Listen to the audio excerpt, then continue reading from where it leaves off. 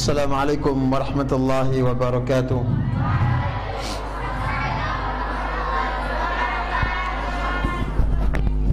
Innal hamdalillah nahmaduhu wa nasta'inuhu wa nastaghfiruh wa na'udzu billahi min shururi anfusina wa min sayyiati a'malina. May yahdihillahu fala mudilla lahu wa may yudlil fala hadiya lahu. Asyhadu an la ilaha illallah wahdahu la syarika lahu wa asyhadu anna Muhammadan 'abduhu wa rasuluh. Sallallahu ala Muhammadin wa ala alihi wa sahbihi wa sallama tasliman katsiran mazida ila yaumiddin. Amma ba'du. Qala al-muallif rahimahullahu ta'ala al-hadits at-tasi' wal arba'un. Hadis yang ke-49. Sudah? Masih banyak yang belum punya kitab. Anti an-nadharah an kitabuki. Yang anti aina kitabuki? Anti Sofia ma عندك الكتاب؟ يلا من لم يشتري الكتاب فلتشتري. حديث ke-49. وعن أبي هريرة رضي الله عنه قال قال رسول الله صلى الله عليه وسلم. Dari sahabat Abu Hurairah radhiyallahu anhu, ia mengatakan Rasulullah sallallahu alaihi wasallam bersabda, masih seputar hadis yang menjelaskan tentang makna dan bagaimana penting dan keutamaan dari sabar. Rasulullah sallallahu alaihi wasallam bersabda, "Ma yazalul bala'u bil mu'min wal mu'minati." Akan senantiasa ujian menyertai seorang yang beriman dari laki-laki dan perempuan. Artinya dia akan selalu diberikan ujian oleh Allah Subhanahu wa taala. Dan sekali lagi, ujian itu adalah tanda cintanya Allah. Ya, Allah Subhanahu wa taala cinta dengan apa? Dengan diberikannya kita musibah, dengan diujinya dengan berbagai macam ujian. Gangguan dalam menuntut ilmu, ujian-ujian kita ketika berbakti kepada kedua orang tua, ujian kita di atas aqidah Ahlus Sunnah wal Jamaah, ujian kita ketika menegakkan manhaj salaf, manhaj para sahabat. Dan ini cara Allah Subhanahu wa taala mencintai kita, diberikannya kita ujian. Fi nafsihi, baik itu bala atau ujian pada diri kita sendiri. Apa contohnya? Sakit. Apalagi? Lapar. Ya kan? Nah, Allah Subhanahu wa taala menyebutkan walanabluwannakum bisyai'in minal khaufi wal ju'. Dan kami akan uji kalian dengan sedikit, tidak banyak, sedikit, bisyai'in minal khaufi wal ju', dengan rasa takut, kekhawatiran, takut gangguan, takut ini, kekhawatiran ini, itu macam-macam. Wal ju', begitu juga lapar. Jadinya lapar ini adalah ujian yang Allah Subhanahu wa taala sertakan pada diri kita. Wa naqsim minal amwal, begitu juga kekurangan harta. Wal anfus, jiwa. Wal thamarat, dan buah-buahan. Terkadang Allah Subhanahu wa taala menguji kita dengan, lihat bagaimana orang tua kita kadang mereka menanam tanaman, pepohonan, buah-buahan, namun hasilnya nggak ada, atau mereka bercocok tanam, ya, bertani, nanam tomat, nanam cabai dan lain-lainnya. Ketika pertanian itu membutuhkan biaya, dibiayai dengan biaya yang tidak sedikit. Namun hasilnya ketika masa panen, harga anjlok. Ujian. Atau ketika masa panen, buahnya enggak sebanyak yang diharapkan. Ini ujian dari Allah Subhanahu wa taala. Begitu juga dengan buah-buahan yang berupa buah-buahan kayak mangga, ya, pepaya, pisang dan yang lain-lainnya.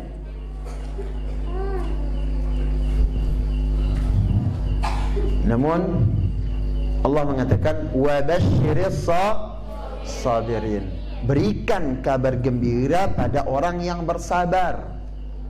Di antara kegembiraan bagi orang yang bersabar adalah Allah Subhanahu wa taala akan sempurnakan, akan berikan mereka kesempurnaan pahala tanpa batas. Tanpa ada batas pahala yang diberikan oleh Allah Subhanahu wa taala. Allah mengatakan innama yuwaffas sabiruna ajrahum bighairi hisab, akan disempurnakan, diberikan ganjaran pahala bagi orang-orang yang bersabar tanpa ada batasnya. Jadinya sabar. Ya. Kemudian wabasyiris sabirin, berikan kabar gembira bagi orang yang bersabar. Kabar gembiranya apa?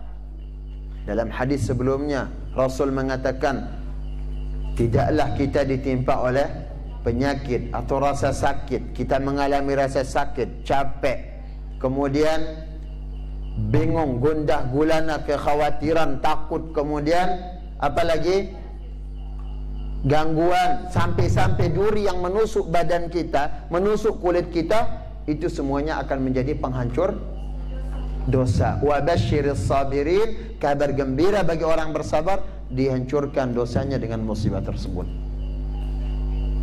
Wa basyiris sabirin, diberikan kabar gembira bagi orang yang bersabar. Ya. Dalam hadis yang lainnya Nabi sallallahu alaihi wasallam mengatakan apa? Dalam hadis yang sebelumnya juga, bahwasanya setiap orang yang bersabar dengan ujian hatta anhu khati'ah atau khuttat anhu khati'ah, akan dihancurkan, gugurkan dosa-dosanya. Wa rufi'at lahu ad-darajat, akan diangkat derajatnya, akan diangkat derajatnya oleh Allah Subhanahu wa taala, akan diberikan kedudukan yang mulia di dunia dan kedudukan di akhirat, yaitu diberikan surga. Wa basyiris sabirin, juga kabar gembira bagi orang bersabar akan mendapatkan surga. Ya, akan diberikan surga oleh Allah Subhanahu wa taala. Di dalam hadis Nabi sallallahu alaihi wasallam mengatakan apa? Allah mengatakan dalam hadis kursi, ma btalaitu abdi bihabibati, tidaklah aku timpakan musibah, ujian kepada hambaku dengan apa? Dengan dia diambil penglihatannya, fasabara alaiha, kemudian dia bersabar atas ujian tersebut, illa walahul jannah, melainkan Allah Subhanahu wa taala akan berikan dia surga. Balasan apa sekarang? Kabar gembira apa yang lebih membuat kita semangat, yang lebih membuat kita bertahan kuat di dalam menghadapi musibah, melainkan ketika kita disebutkan surga. Mau dapat surga? Sabar. Surga, yakin, sabar itu akan membuahkan surga dalam diri kita. Wa waladihi, begitu juga ujian pada anak cucu, ya, pada keturunannya. Ada anak kita yang sakit, seorang tua bersabar merawat anaknya yang sakit. Orang tua bersabar dengan kenakalan anaknya, terus menasihati anak itu, terus berusaha mendidiknya di atas Al-Quran dan Sunnah. Orang tua bersabar. Di antara ujian orang tua terhadap anaknya sekarang, bagaimana para orang tua kita bersabar jauh dari kalian, jauh dari kita menuntut ilmu. Ada di antara kita ditemani di asrama sama orang tua? Gak ada. Dan itu tidak mudah bagi para orang tua kita, tidak mudah untuk pisah dengan kita sebagai anaknya, dengan kalian. Dan itu ujian untuk mereka, supaya Allah Subhanahu wa taala mengangkat derajat orang tua tersebut. Siapa yang berharap dari kita orang tua kita mendapatkan surga? Siapa? Ada? Siapa itu? Siapa? Ana siapa? Zayyan. Masya Allah. Ya. Kalau mau Allah Subhanahu wa ta'ala memberikan karunia surga itu kepada orang tua kita, coba raih surganya orang tua dengan kita sabar menuntut ilmu. Sekali lagi, sabarnya orang tua kita berpisah, sabarnya orang tua kita merelakan untuk kita diam beberapa saat untuk menuntut ilmu, itu tidak mudah bagi mereka. Mungkin makanan yang mereka makan, kebiasaan mereka makan bersama kita di rumah, menyiapkan hidangan untuk kita. Ketika kita nuntut ilmu, ketika kita berada di pondok, bagaimana? Kadang gak enak makan sendirian mereka, gak enak untuk makan yang makan daging sendirian, buah-buahan sendirian. Selalu keinget kepada kita sebagai anaknya. Lantas bagaimana perlakuan kita terhadap orang tua? Dan ini ujian untuk orang tua kita, jauhnya dari anaknya.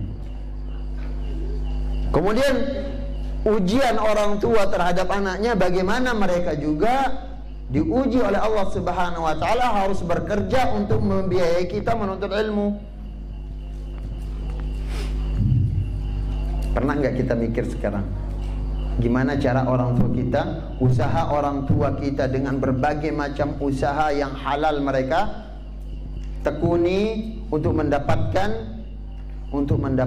biaya menyekolahkan, memondokkan kita. Pernah nggak kita berpikir gimana capeknya orang tua?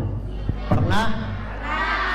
Sebagian yang pernah, kebanyakan yang nggak pernah berpikir. Kebanyakan tidak pernah melihat bagaimana capeknya, bagaimana usaha orang tua di dalam mendapatkan pekerjaan, kemudian menghasilkan biaya untuk membiayai kita menuntut ilmu. Itu harus menjadi pikiran kita. Itu harus menjadi hal yang selalu memotivasi kita. Orang tua saya tidak mudah mendapatkan ini, orang tua saya tidak mudah mendapatkan uang untuk saya beli kitab. Saya harus rajin, saya harus bisa membaca, saya harus tekun. Ya. Kemudian ada di antara orang tua kita diuji dengan anaknya, mereka dari tempat yang jauh, ya, safar, musafir, melakukan perjalanan untuk berjumpa dengan anaknya beberapa saat saja, ya, tidak sampai 2 jam, baru 1 jam 30 menit, 1 jam. Orang tua kalian datang ke pondok, sudah ada peringatan. Untuk apa? Segera meninggalkan tempat. Benar? Iya. Dan sekali lagi itu tidak mudah untuk orang tua kita. Makanya anak itu adalah fitnah, ujian untuk orang tua. Anak itu akan menjadi ujian, anak itu akan menjadi musuh, anak itu juga akan menjadi perhiasan. Zuyyina lin-nasi hubbus syahawati minan nisa wal banin wal banat wal banina wal qanatir al muqantarati min adh-dhahab wal fiddah wal khayl al musawwamati wal an'am wal harth. Ingat, Allah jadikan anak itu akan menjadi hiasan untuk orang tuanya. Terkadang sebagian orang tua karena sayangnya kepada anaknya nggak mau pisah, karena anak itu hiasan hidup mereka, karena anak itu menjadi penyejuk mereka. Tapi hakikat dari anak yang menjadi penyejuk mata adalah tatkala anak itu bisa menghantarkan, menjadi penyebab orang tuanya masuk surga. Jelas di dalam Al-Quran, ya, kita disuruh untuk selalu berdoa, Rabbana hab lana min azwajina wa dhurriyyatina qurrata a'yun waj'alna qurrata a'yunina waj'alna lil muttaqina imama. Rabbana hab lana min azwajina wa dhurriyyatina. Ya Allah, berikan pada anak, pada istri, anak kami, keturunan kami apa? menjadi penyejuk pandangan kami. Mana anak yang akan menjadi penyejuk pandangan mereka? Anak yang berilmu, yang berakhlak. Ya, anak-anak yang suka dan yang sering mendoakan kedua orang tuanya. Dan juga anak itu akan menjadi musuh. Inna min amwalikum wa auladikum aduwwan lakum fahdharuhum. Inna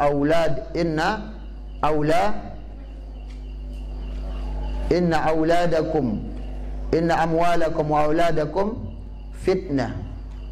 Kemudian inna min amwalikum wa auladikum aduwwan lakum fahdharuhum.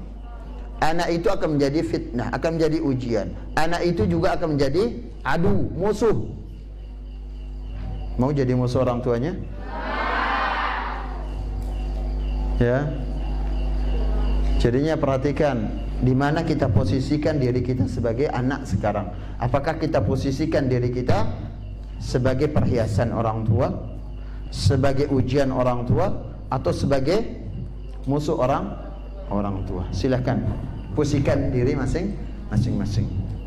Wa malihi, begitu juga Allah Subhanahu wa taala uji kita dengan harta. Ada orang diuji dengan kurangnya harta. Ada juga Allah Subhanahu wa taala uji dengan harta yang banyak. Makanya Nabi kita sallallahu alaihi wasallam memperingatkan para sahabat dan memperingatkan kita tentang bagaimana ketika Allah Subhanahu wa taala membukakan dunia, diberikan harta yang banyak, kemudahan, ya, kemudahan bekal di dunia ini dimudahkan oleh Allah Subhanahu wa taala. Justru dengan kemudahan tersebut orang akan semakin lalai. Dengan kemudahan tersebut orang akan semakin bakhil, kikir. Ya, dia kikir terhadap dirinya, kikir untuk keluarganya, kikir untuk tetangganya, kikir dalam bermasyarakat. Dia suka memberi, padahal diberikan oleh Allah Subhanahu wa taala harta.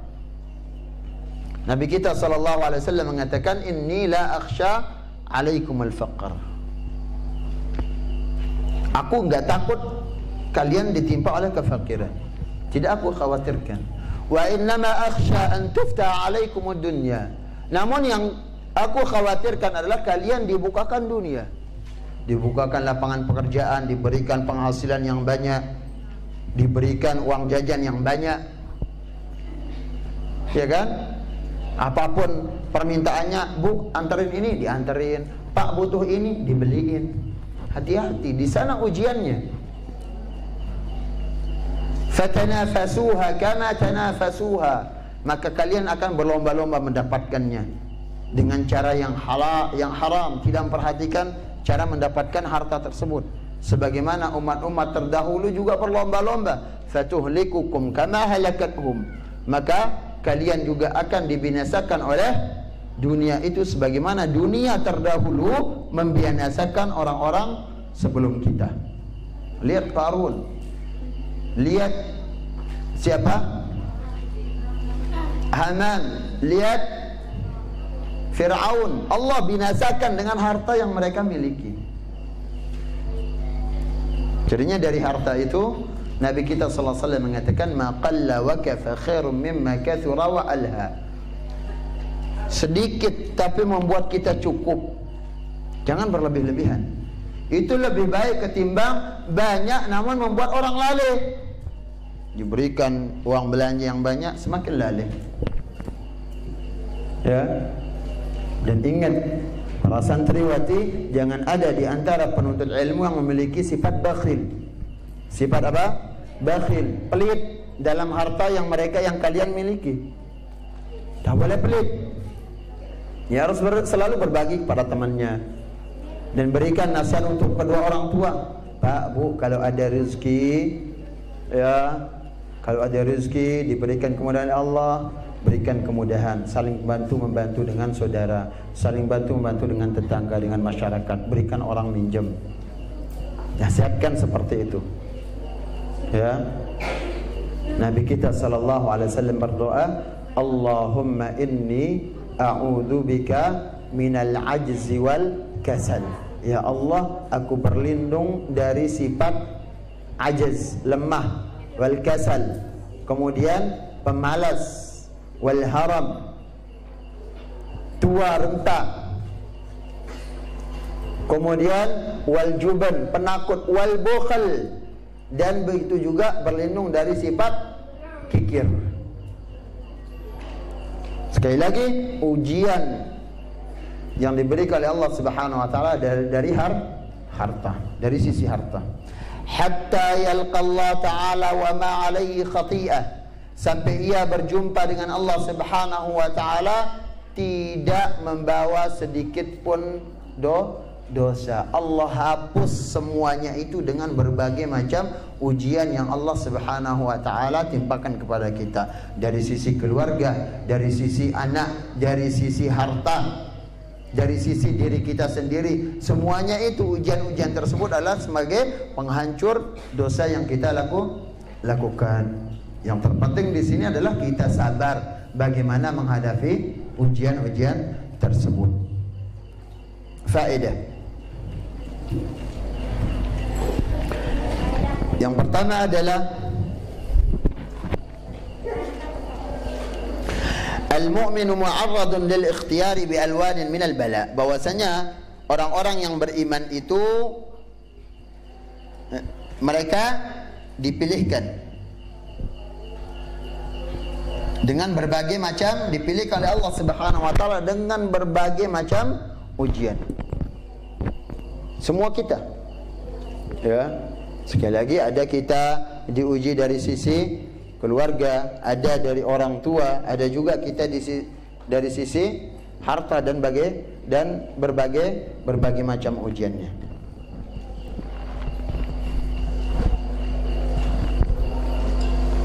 Kemudian hadis ini juga memberikan kabar gembira bagi orang-orang yang ditimpa musibah, bagi orang yang beriman yang diberikan musibah. Apa? Wa basyiris sabirin, berikan kabar gembira bagi orang yang bersabar. Di antaranya apa? Allah Subhanahu wa taala akan menghapuskan dosanya. Itu kabar gembiranya. Allah hapuskan dengan musibah itu dosa, kesalahan yang ia lakukan terhadap Allah Subhanahu wa taala.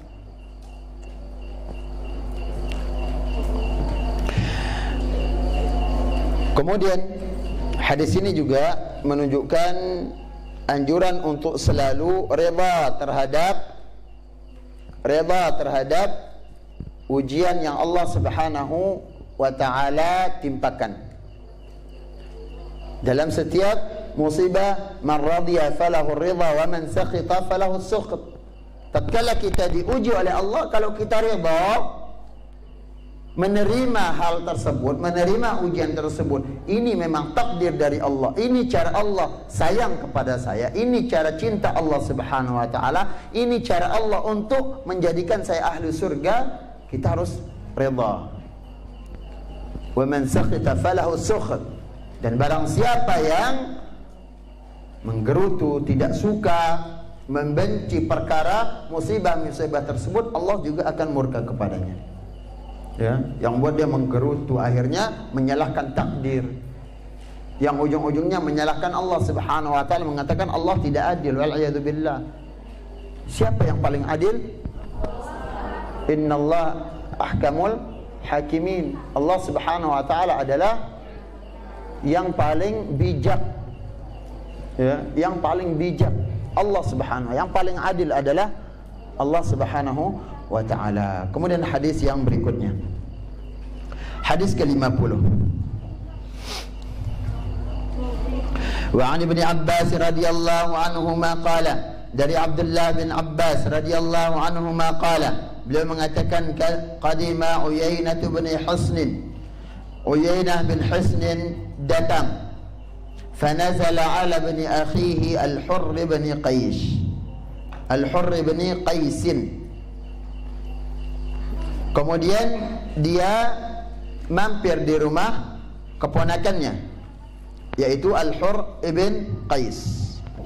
Wa kana minan nafar alladhina yudnihim Umar radhiyallahu anhum.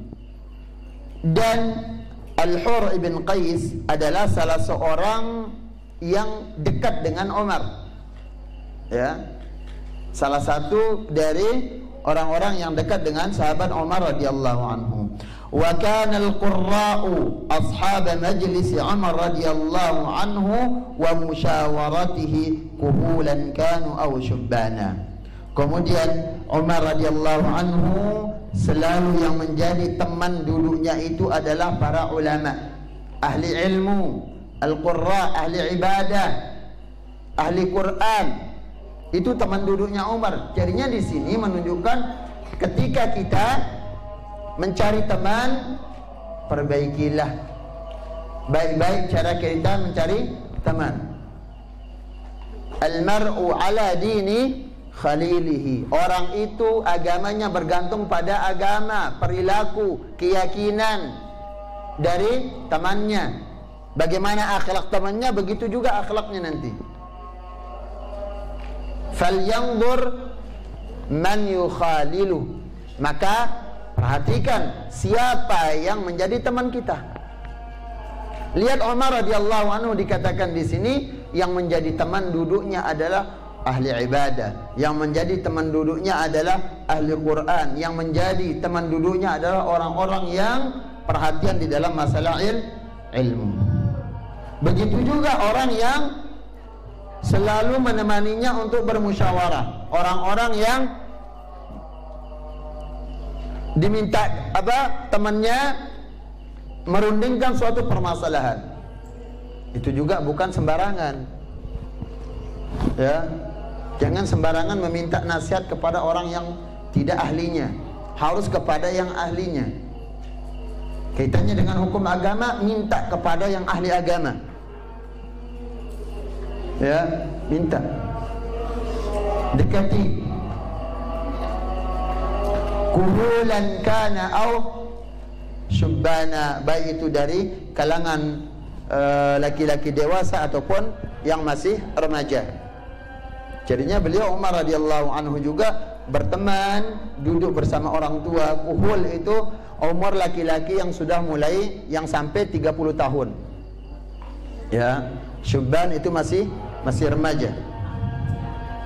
Kemudian faqala Uyainah libni akhi, kemudian Uyainah mengatakan kepada keponakannya yaitu Al-Hur, ya bani akhi, ya bana akhi, wahai keponakanku, laka wajhun 'inda hadzal amir, engkau memiliki kedudukan, engkau memiliki kedudukan dan kedekatan dari Amirul Mukminin Umar.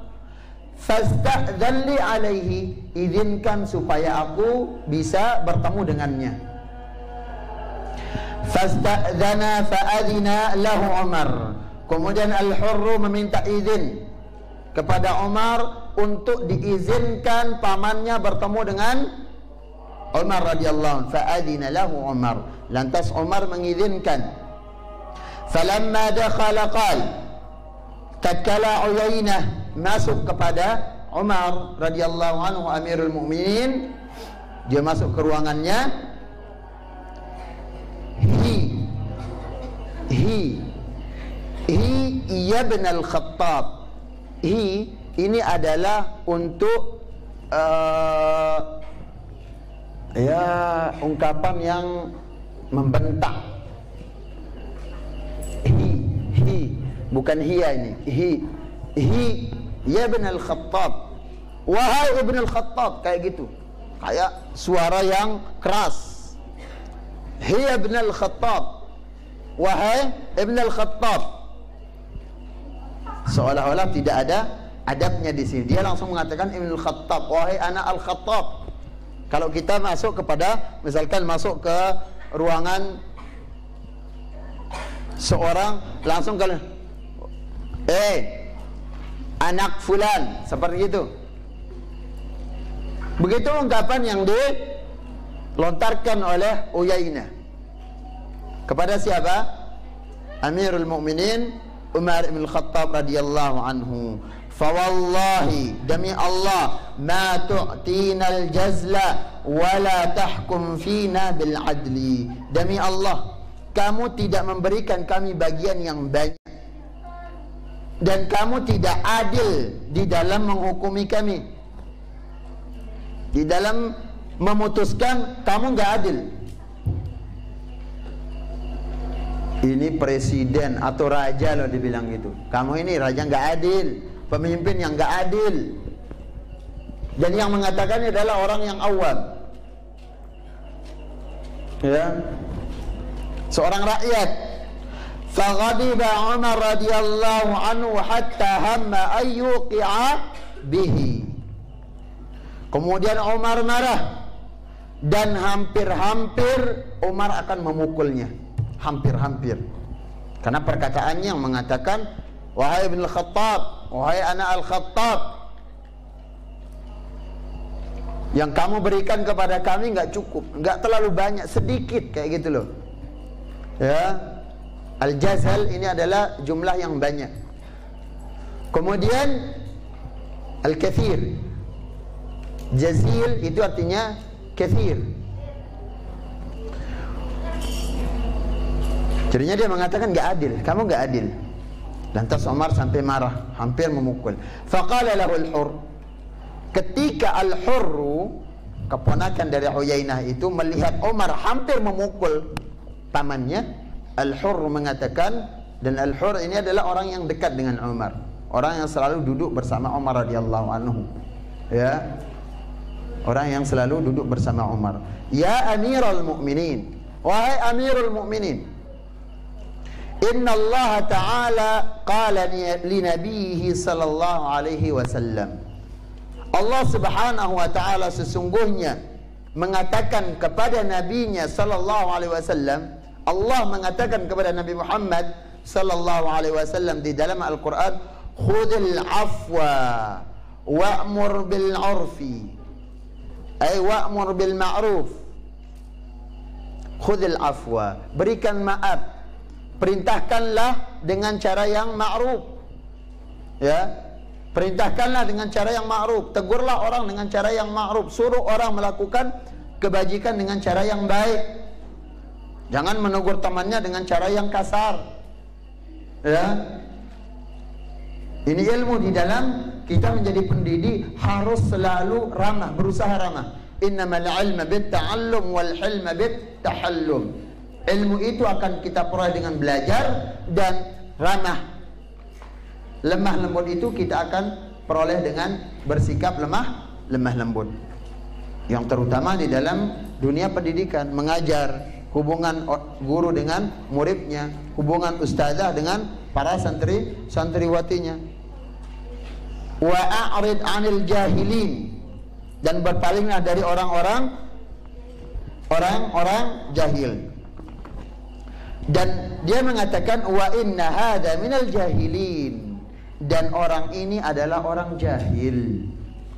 Maafkan dia. Dia mengatakan kata yang kasar. Jadinya sekarang tidak semua orang itu ketika mengatakan perkataan yang kasar dihukumi dia sebagai orang yang kasar. Bisa jadi dia orang yang tidak berpengetahuan, bisa jadi dia orang awam yang tidak pernah mendengar nasihat tentang agama, ya. Tiba-tiba datang ada orang ngamuk-ngamuk gak karuan, jangan langsung diponis oh dia orang gak baik. Jangan. Lihat Nabi SAW diberikan perintah oleh Allah Subhanahu wa Ta'ala, khudhil afwa, selalu memaafkan, ambil maaf, sifat pemaaf. Kemudian memerintahkan kepada yang ma'ruf itu dengan cara yang baik, memerintahkan orang untuk melakukan kebajikan dengan cara yang baik.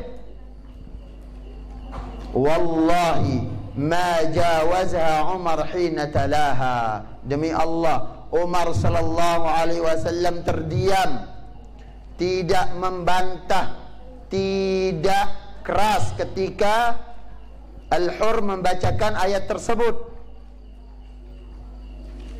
Wa kana waqafan 'inda kitabillahi ta'ala, dan Umar radhiyallahu anhu mengikuti apa yang sesuai dengan Al-Qur'an, apa yang sesuai yang diperintahkan oleh Al-Qur'an. Ya. Ya, boleh. Ya. Jadinya seperti itu. Para santriwati yang dirahmati Allah Subhanahu wa Ta'ala, ini ketika kita sebagai pemimpin atau kita ketika kalian diberikan diberikan kedudukan. Ada yang jadi ketua kism ini, kism bahasa, ada yang kism siha, ada yang kism al-mat'am dan yang lainnya, kism nazafah. Ingat, ini amanah. Tatkala ada anggota kalian yang melanggar, jangan langsung tegur dengan cara yang kasar. Jangan. Utamakan dengan cara yang lemah lembut. Begitu juga ketika kita sebagai seorang pengajar, guru, ustazah, harus selalu mengedepankan sabar dan lemah lembut.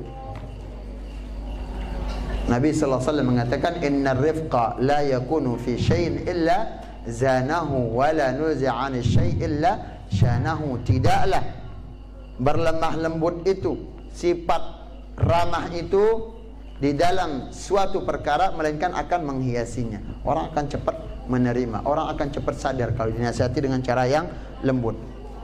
Wa ma nuzi'an syai' illa syana. Kalau enggak ada, maka itu akan mencorengnya. Sulit orang akan menerima nasihat. Beda sekarang orang ketika, ukhti, ini enggak boleh, pernah kita dengar kalau di kajian ini enggak boleh, ini hukumnya begini. Dan udah tuh hukumnya kan, itu haram. Gimana? Mana yang lebih mengena di hati kita? Cara pertama apa kedua? Pertama. Ya, begitu sekarang ketika posisi Umar radhiyallahu anhu sebagai pemerintah, lihat dia cepat, dia sadar dan cepat memaafkan. Kemudian dia tunduk pada apa yang dari Al-Quran, dia imtithal. Ya, dia tunduk, tidak menentang. Ya, hawa nafsunya ditahan. Ya, dia berusaha menahan diri untuk tidak marah. Dalam hadis sebelumnya dikatakan oleh Nabi sallallahu alaihi wasallam, laisa syadidu bisur'ah wa innamas syadidu alladhi yaghlibu nafsahu 'inda al-ghadab. Bukanlah yang menjadi pemenang orang yang kuat di dalam bergulat, adu tanding dan yang lainnya, adu kekuatan, adu tenaga. Akan tetapi yang menjadi pemenang, yang menjadi orang yang kuat adalah yang bisa mengalahkan hawa nafsunya ketika marah, bisa mengendalikan diri sendiri ketika marah. Dan Nabi mengatakan, la taghdab, jangan marah. La taghdab, jangan marah. Ya, dan banyak lagi Nabi sallallahu alaihi wasallam mengatakan, fa idza ghadiba ahadukum falyaskut. Nabi sallallahu alaihi wasallam mengatakan, fa idza ghadiba ahadukum falyaskut. Kalau ada di antara kita yang marah, diam. Jangan marah itu dibarengi dengan perkataan. Kalau marah sambil berbicara, akibatnya fatal. Enggak bisa kemarahan itu diluapkan dengan tangan, kaki. Akhirnya diluapkan dengan apa? Mulut, mencaci maki, mencela dan yang lainnya. Berkata-kata yang kotor. Ya. Jelas ini? Kemudian beberapa faedah dari hadis tersebut adalah yang pertama, manzilatu ahli al-Qur'an wa hamalatuhu, manzilatu ahli al-Qur'an wa hamalatihi wa humul ulama al-amiluna bi ahkamihi la al-muktasibuna bi tilawatihi. Naam. Kedudukan ahli Quran dan orang-orang penghafal Al-Quran adalah hum ulama al-amilun. Mereka adalah para ulama yang mengamalkan hukum-hukum Al-Quran. Ahli Quran adalah orang-orang yang mengamalkan hukum Al-Quran. Lal muktasibuna bitilawati, bukan orang yang memanfaatkan Al-Quran dengan bacaannya. Bacaan Al-Quran sekedar untuk lomba, ini maksudnya. Bacaan Al-Quran sekedar untuk mendapatkan sanjungan. Ya. Dan ingat, di antara tiga golongan, tiga jenis manusia yang kelak pasti Allah Subhanahu wa taala hakimi, dan yang paling pertama Allah Subhanahu wa taala hakimi dan masukkan ke jahannam apa? Qari'ul Quran, pembaca Al-Quran. Dia ditanya, ya, apa yang kamu lakukan dengan Al-Quran? Dulu di dunia apa yang kamu lakukan? Apa jawabannya? Qara'tul Quran. Aku membaca Al-Quran, mengharapkan wajahmu ikhlas karenamu. Namun Allah mengetahui apa yang ia inginkan. Kadzabta, bohong. Kata Allah Subhanahu wa taala, qara'tal Quran liyuqal annaka qari. Engkau membaca Al-Quran supaya dikatakan pembaca, penghafal Al-Quran, supaya orang kagum dengan bacaan, dengan suaramu. Laqad qil, dan itu sudah kamu dapatkan di dunia. Ini yang kita harapkan, ya. Jadinya jangan manfaatkan Al-Quran untuk mendapatkan dunia. Jangan jual Al-Quran itu. Kemudian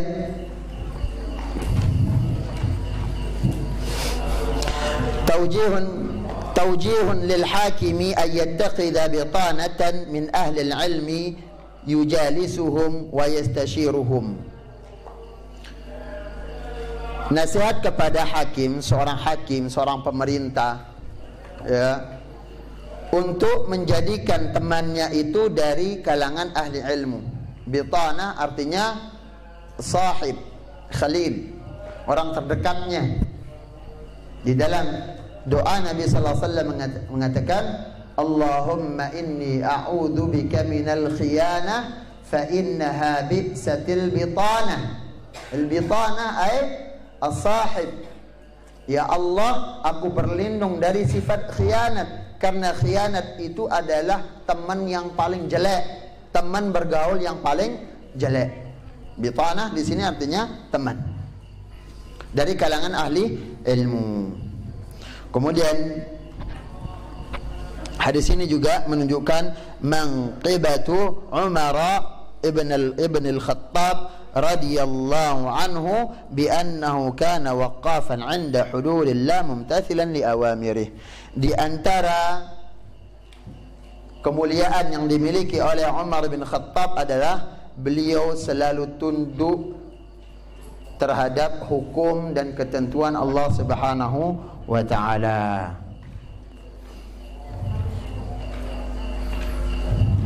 Kemudian yang terakhir, istihbab sabrul imam ala ar-ra'iyyati wal hirsi ala masalihihim, ala masalihiha.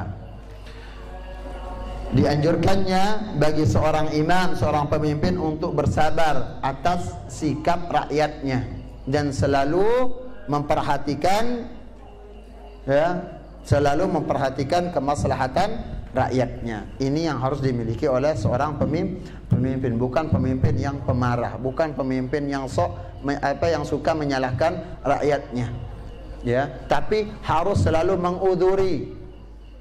Ingat, rakyat itu adalah cerminan pemerintah itu adalah cerminan dari rakyatnya. Cerminan dari rakyatnya. Rakyat yang buruk, Allah akan berikan ujian dengan pemimpin yang buruk. Tatkala ada rakyat yang saleh diberikan seorang penguasa, seorang pemimpin yang zalim, pemimpin yang jahat, pemimpin yang buruk, maka itu ujian untuk rakyat yang saleh tersebut. Jelas ini? Tapi mungkin dua hadis ini cukup untuk malam ini. InsyaAllah kita akan lanjutkan hadis-hadis berikutnya pada minggu yang akan datang.